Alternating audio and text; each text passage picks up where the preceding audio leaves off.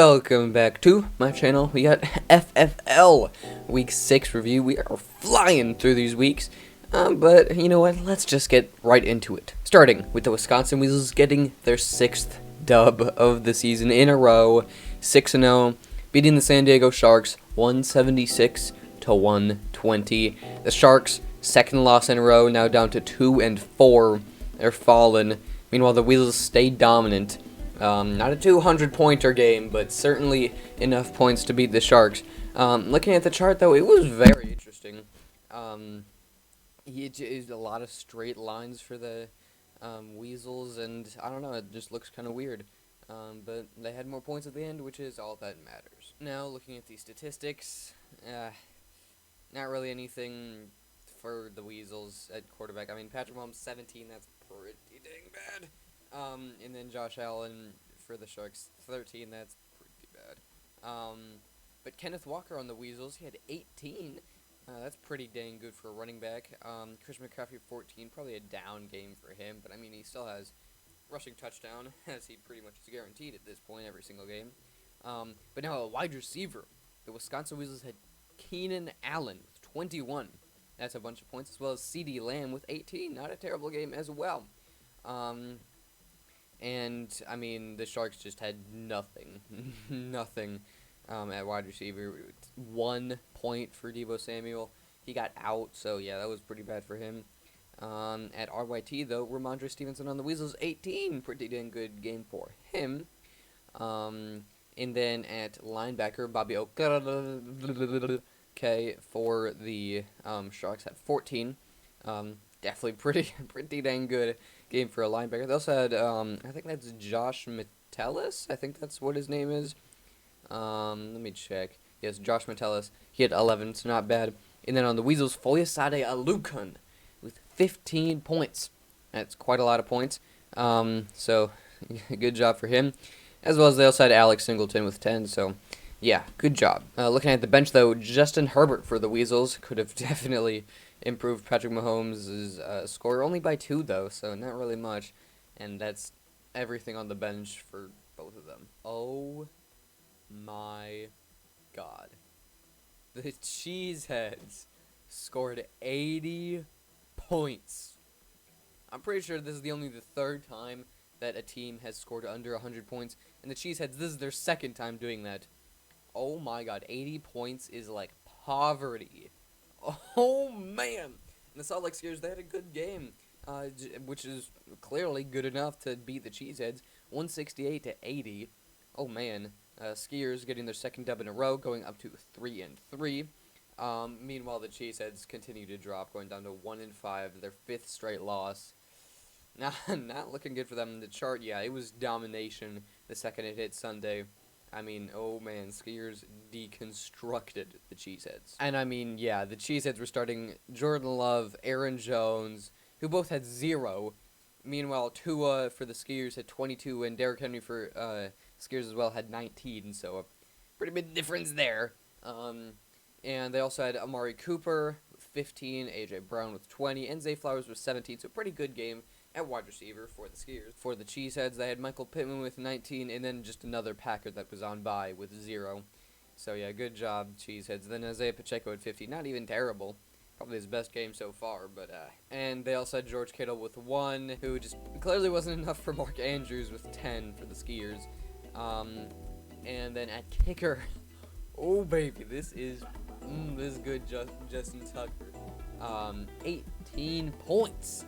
Man, that was a good game, and I mean, that's 16 more than Tyler Bass, who had only 2 points for the Cheeseheads. And then it was a really terrible game on defense. Let's just start with the Skiers. I mean, their best was Christian Wilkins with 8, Fred Warner also had 8, but that's really it. And then they also had Rasul Douglas with a bye, so he had 0. But then you look over at the Cheeseheads, and they had 2 people. Not even, like, with a position. Cheeseheads need to figure their stuff out. I mean, this is bad. Justin Reed had 10, so I guess that's, like, the one bright spot. But, yeah, bad game for the Cheeseheads. Looking on the bench, Lamar Jackson had 17, not terrible. And Jordan Hicks also had 17. That's a pretty good game for a linebacker. But, yeah, Skiers probably would have guaranteed win no matter what against what Cheeseheads were doing out this week. And then yeah, Cheeseheads, nothing impressive on the bench whatsoever. Now, oh baby, the Charlotte Cobras lose their first game of the season. Oh my god. 10-point loss to the Cleveland Elves. Charlotte Cobras lose 166 to 176. The Cobras get their first loss of the season, dropping to 5-1. Ooh man, that's kind of crazy. Meanwhile, the Elves, they get their third straight dub in a row. They started 0-3, and now they are 3-3, beating the best team in the league up to this point. Oh baby, that must feel good for the Elves and must suck for the Cobras.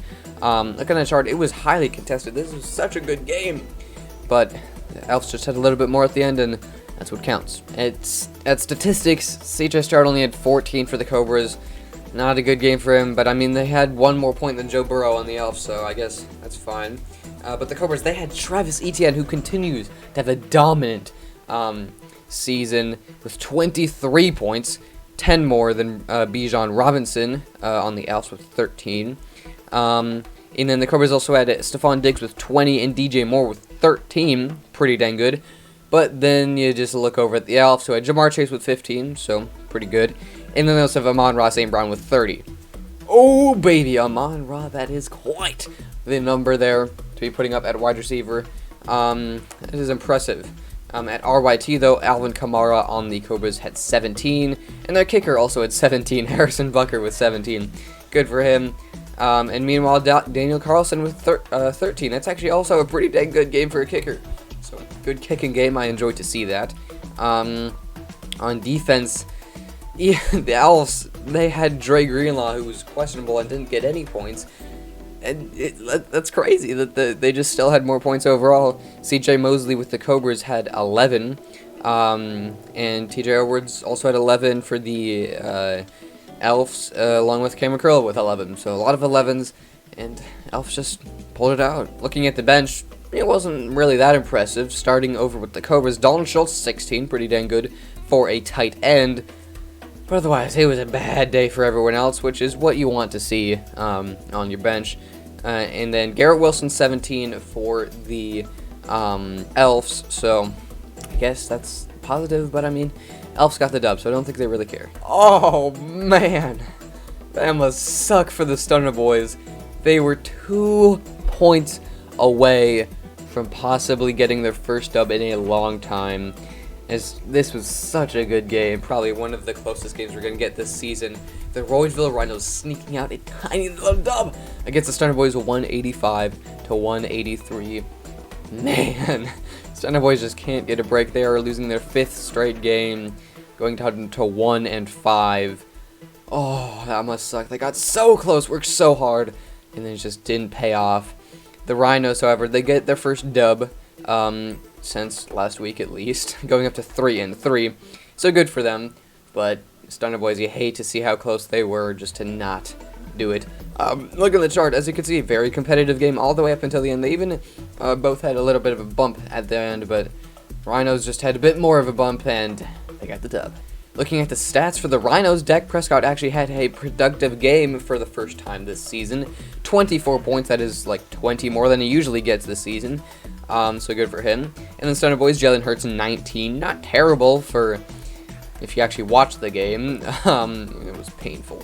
And then Tony Pollard, 17 on the Stunner Boys, not bad. Royalville Rhinos had Kyron Williams with 21. This guy is good, but he did get injured, so Royalville Rhinos going to have to figure that out before 12 o'clock on Sunday. They also had DeAndre Swift, 17, not bad as well. On wide receiver for the Rhinos, however, it was bad. Terry McLaurin had 14, and that was the most.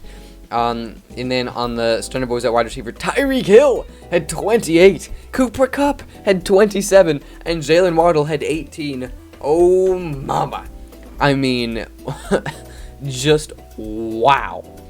I mean, 28, 27, and 18, and they still lost. That is insane. And they also had Kyle Pitts with 15 at tight end, so pretty dang good game for him. And then you look over at the Royalville Rhinos, and they had Travis Kelce with 21, so he continues to be absolutely dominating. And then you get to RYT. Stunner Boys started Jahmyr Gibbs, who had 0 points. Meanwhile, Raheem Mostert. 35 points. Dear God. That is insane amount of points, especially for a running back. And he was at RYT, not even starting. Oh, man. That is kind of insane. And part of the reason why they won. Meanwhile, defense really lackluster on both sides. Josie Jewell had 8 for the Rhinos, and then Cody Barton had 10 for the Stoner Boys. Looking on the bench, though, for the Stoner Boys, Christian Kirk with 14, not bad, and Breece Hall with 20. That they would have won if they started Chris Godwin. Actually, no, not any of the wide receivers, because the wide receivers went off. But if they started Breece Hall, they definitely would have won.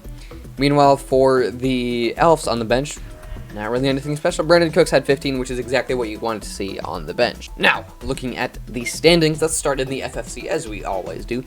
The Weasels continuing to stay dominant in first place in the FFC with a 6-0 record, continuing to dominate. And just behind them, the Rhinos go up 1, just ahead of the Elves, even though they both won. And the Elves are looking much more dominant because they just beat the Cobras. I don't know what is happening, but the Rhinos, I guess, now have second place in the FFC. Also tied with the Elves at 3-3. Meanwhile, the Cheeseheads continue to just suffer at 1-5. I mean, they're not having a good time right now. Though looking at the SFC, the Cobras dropped their first game, but they are still 2 games ahead of the second place team, the Skiers, at 3-3. But yeah, the Cobras 5-1, their first loss. But I think they're still doing okay in their division. As I said, behind them, Skiers at 3-3, no competition really at all. But I'm pretty sure they may have jumped over the Sharks, who just lost their second game in a row, going down to 2-4. And the Stoner Boys, again, just like the Cheeseheads, 5th straight loss in a row, 1-5. Now, if we look at the overall standings, the Wisconsin Weasels go up 1 to number 1 at 6-0. And the Charlotte Cobras go down 1 to 5-1. And this week, they actually play each other. So that's going to be such a good game to see who is actually the top dog in the FFL. And it's just behind them, we got the Rhinos and the Elves at 3-3, along with the Skiers at 3-3. All of them doing good. Some of them moving around. Rhinos going up 2. The Elves staying where they are, and Skiers going up 1. Now the Sharks going down 3. Oh, mama, that must suck. Their second straight loss in a row, going down to 2-4. Just ahead of the Stoner Boys, which is really not that hard to do, at 1-5. And yeah, if the Sharks get a dub and the Stoner Boys and Cheeseheads continue to be trash, these two are going to be fighting for, I don't know, number 1 draft pick next year and maybe the consolation bracket. Yeah, not pretty down there at the bottom. But that's going to do it for today's episode. I hope you guys enjoyed. I've definitely been enjoying making these, and make sure you subscribe. That felt weird. I don't like saying that, but make sure you do that if you want to. I don't really give a crap, but I would like to get to 500 subs before the end of the year, actually before Christmas. Well, actually before December, as quickly as you can. Anyway, thank you all for watching, and I'll see you next time. See ya.